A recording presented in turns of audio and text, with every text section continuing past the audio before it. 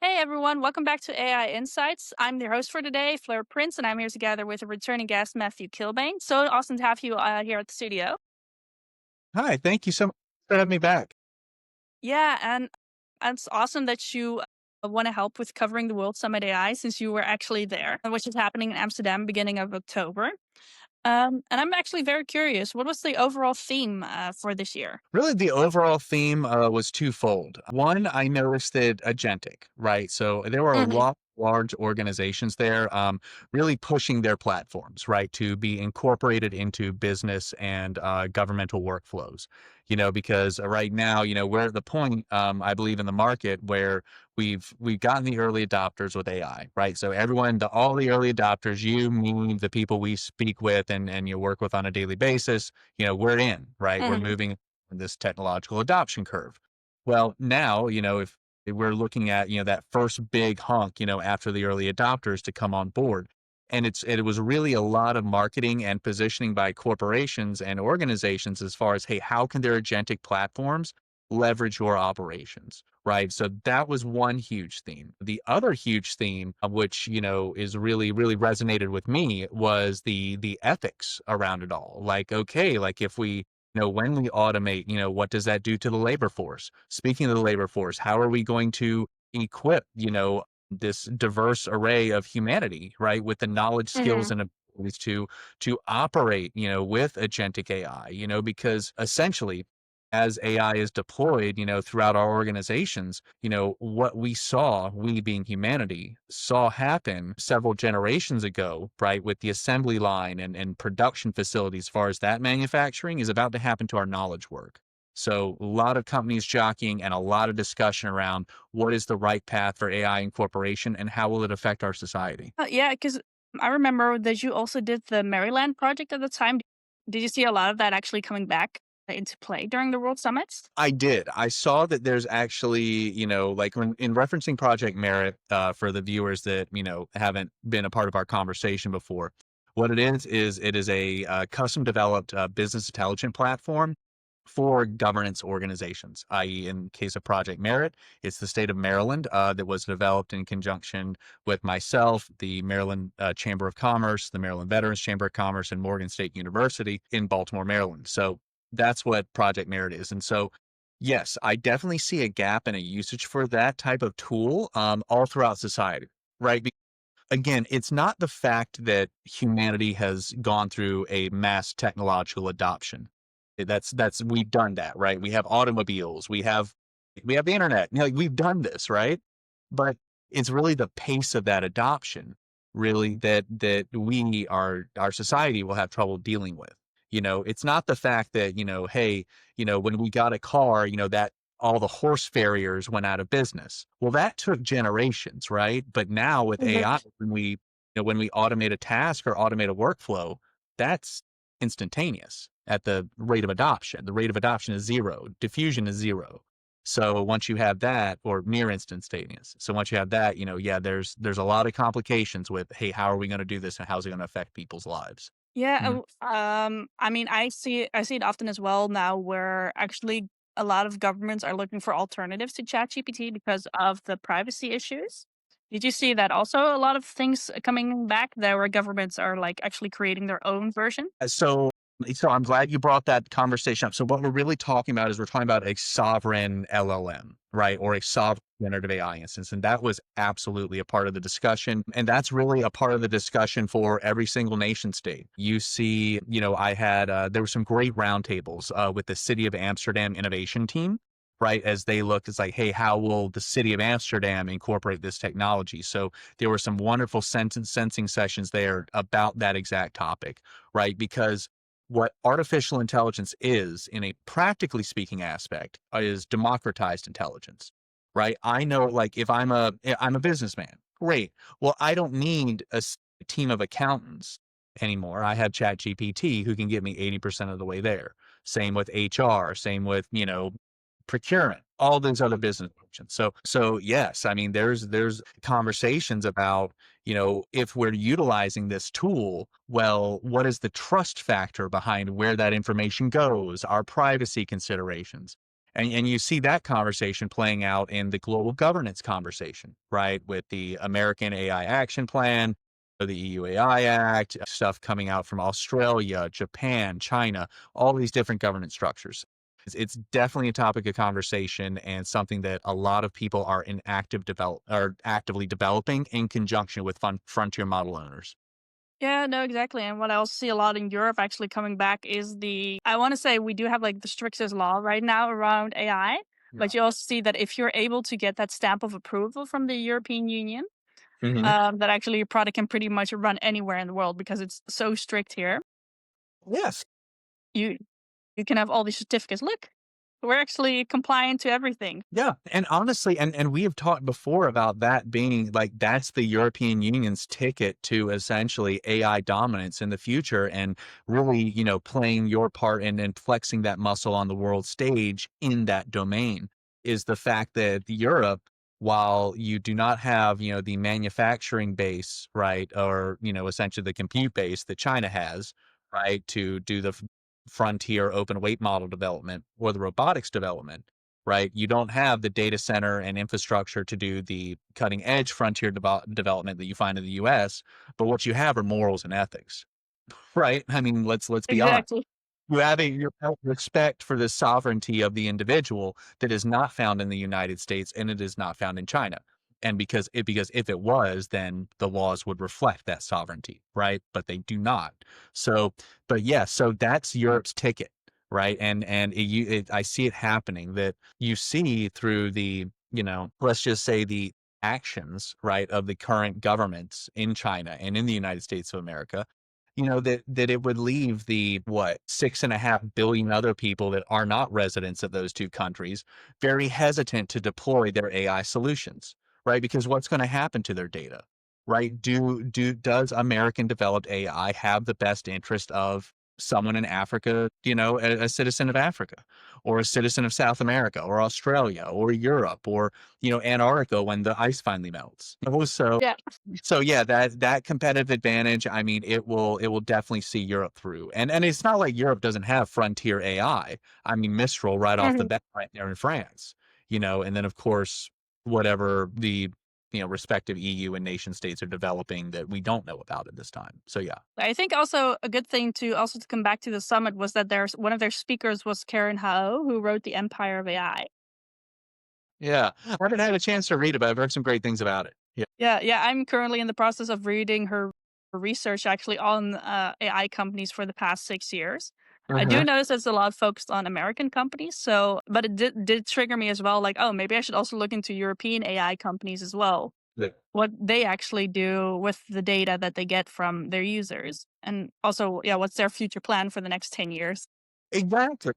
Yeah, and everyone's really trying to figure that out. And I'm telling you, Europe, and from my perspective, the EU, in about 3 to 4 years, you'll be fine. You'll be absolutely fine on the world stage. You will have established regulatory standards, right? That and the compliance mechanism and the compliance and monitoring mechanisms necessary to enforce those standards, right? Because that's also important. Mhm. Right. And so, yes, by organizations, whether they be, say the Catholic Church developing their own model, right? Whether it be the nation of Tanzania developing a sovereign model, right? Like regardless of the organization, again, as soon as it gets certified by the EU, who wouldn't want to use it? Because your data is respected, your privacy is going to be respected. And I mean, and there are safeguards against, usage of your information and also the information that you receive, right? Like European models, they're not going to be essentially permitted to generate the type of propaganda and chaos that American and Chinese models are capable of generating for anyone that gets their hands on them. So who wouldn't want to use safe products and who wouldn't want their children using them? So yeah, the future of AI, it'll be developed in the United States of America, it'll be manufactured in China, it'll be coded in India, and it'll be to the EU standards of excellence. And that's what I see happening. And I see it more and more as things coalesce and as nation states and policy become connected and resources allocated. Yeah, 3 to 4 years, you guys are going to be just fine. Yeah. So you do see that there's going to be like more collaboration also between the different continents as well, Oh, or there different has to. countries in this case. Well, because look, as AI is and this will happen throughout our society. Okay, so if Mhm. you are out you're listening to my voice and you want to be a hermit and you don't want to interact with people because that's not your thing, the next couple decades might not be your cup of tea, right? Because as we incorporate AI into our corporate workflows, our governance workflows, our social organizations, and into our own lives, right? What's that's going to do is it's going to essentially collapse the business process stack that we need to do things, right? Like take, for Mhm. example, ordering food on DoorDash, or, previously you had to call the restaurant and do that. Now, tappy tappy, and in 5 minutes, what could have taken 20, right? But all that time and bandwidth is going to be freed up for humanity, right? And it's going to be on us of where we allocate it. And I think that, correct me if I'm wrong here, but I remember the pandemic when the first like 2, 3, 4 weeks, right, when everything locked down and like all the noise stopped in our society, what did people do? Right? They danced, they started knitting, they started creating, they started singing, they started baking bread. Right now, imagine that happening for everyone on planet Earth. That's the possible future we could have, as if we essentially establish the correct regulatory and legal frameworks to protect the people using the product. And again, that's why when it comes to AI, the future of responsible AI is the European Union, hands down, and no one else is even close. And I say that as somebody sitting in the United States of America that studies this. Like it's Yeah. not even close. When you look at what my government's doing, right, with the AI action plan, I mean, would anyone, like out of a certain, small segment trust that AI? I mean, no, like, it's so, yeah, just give it a few years to wash out. The technology will proliferate. The EU is going to build up their infrastructure with that 200 billion euros. China's going to dominate open weight. And yeah, America, well, we got some issues to handle, right? So we were Yeah. kind of really know where we're going to be in I the get future. there too. That was definitely good to bring that up also during this conversation. Yeah. I think also to round back because you were also a speaker, right, at the World Summit of AI. Yes, a role that I've recently taken on is I am now the head of AI implementation and strategy for a nonprofit organization called AI for ROI, right? Okay. So we just got done with a pilot in Africa about for building an agentic AI platform that's essentially self-funding and self-perpetuating, right? Based on essentially the Mhm. funding scheme that we're frameworking to enable entrepreneurship in economically disadvantaged areas, right? So it's once developed, and again, time and money are the only things standing in the way. We're doing a little reorg and recalibration of some of our resources right now since I came on board. But yeah, there is a future where that type of platform is plugged into the type of things that we've been talking about, like plugged into Project Merit. So, state governments and federal governments can have near real time economic data. So we can track, tariffs, taxes, AI implementation across sectors, right? We can fold that in. So that was the conversation. And it was really just talking about our pilot, talking about the vision for the platform. And we are in the resource gathering mode. So we've got the distance, we've got the direction, and now it just comes with getting some green rectangles or blue rectangles, whatever red, whatever they may Whatever be. works. Yeah, whatever works. To just kind of flesh out the technology and get it going. So that's where we're at. Yeah. No, that's pretty cool to hear. Because are you then also going to like eventually give it to well, is this right now being monitored by the United States or is it by the government of Tanzania? Oh, no. So again, the platform really isn't developed enough to be actually deployed and affiliated with Oh, any type okay. of role. Yeah. What I'm saying is that that's the vision, right? Ah, okay. Because again, and it kind of loops us back to the beginning of the conversation, right? Nation states, everyone, well, hold on, not everyone. I don't want to use blankets. There is a very, very strong motivator, several of them, to provide generative AI capabilities to everyone on the team, i.e., everyone in your population, right? Because again, when you democratize that intelligence, when you give, go back to what we talked about earlier with Africa. If there are 1 billion people, in sub-Saharan Africa that are living in poverty, Mhm. and if a genius is defined as a 1 in a million intellect, that means there are 1 million genius human beings in Africa that don't really have a way out or a way to learn. Now let's give them AI and let's let them learn whatever they want at whatever pace they can sustain. And then you give them a sovereign model to do that, right? Then you provide them with an agentic platform with which to entrepreneur themselves out of poverty. And then from there, you just watch the wealth grow and you watch the community improve as entrepreneurs and all of these, people that, that all they've been waiting for is just to be empowered by AI. And now here it is. So that's the future. And the first nation state, the first organization to truly do that and to disseminate it to their people and to give their people that level of power. I mean, come on. Just you write the rules of the game for the next several generations, right? Yeah, endless possibilities. I would definitely also what was the reaction from the crowd actually on the idea that you guys have? So we've had a definite positive feedback. There are absolutely ongoing conversations in regarding funding, data sets that we could plug into, technical assistance that we absolutely need, and also, various organizations that have maybe sponsoring, the effort, right? That's awesome. Maybe some multinational charities, right, that we could possibly partner with, or or international organizations that have an interest in alleviating poverty, right? So those discussions, we met some nice people, and I'm happy to continue moving forward with this organization and redesigning a better future or designing a Yeah. better, right? Oh, I'll yeah. just leave So it. you're definitely saying World Summit AI is a good place to meet other people who feel the same. Look, I did it in San Francisco, and that was great but it was a whole different vibe than Amsterdam, right? Because Silicon Mhm. Valley, startup culture, bleeding edge technology.